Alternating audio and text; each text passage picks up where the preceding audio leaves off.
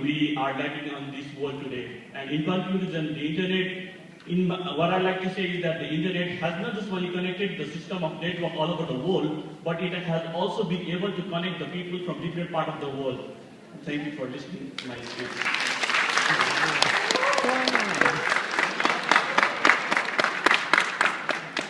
Well, thank you. There are actually so many things I would like to ask you, but you say in your speech that people don't need to burden their mind and fight with their thoughts unnecessarily and so on. But the ability to think is what makes us human and what sets us apart from animals. Don't you think? Yes. And also I believe it's one of the greatest pleasures in life. So why would you want anyone to think for you, even if such a thing was possible?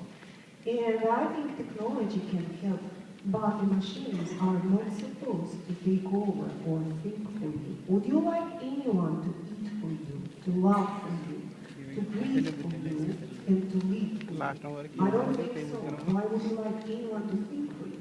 Yes, since childhood I have been thinking about this thing.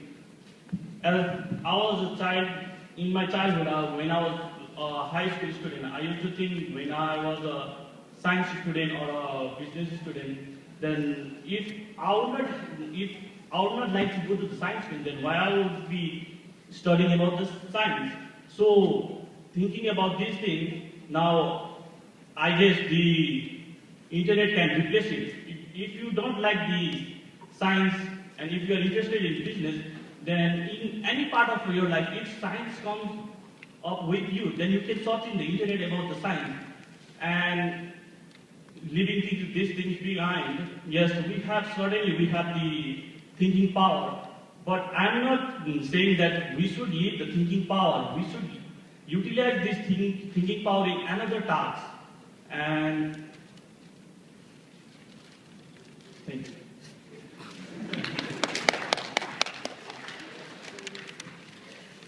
Okay, good job. I have actually a quite simple question for you, and I want you to, it seems like you know a lot about the internet.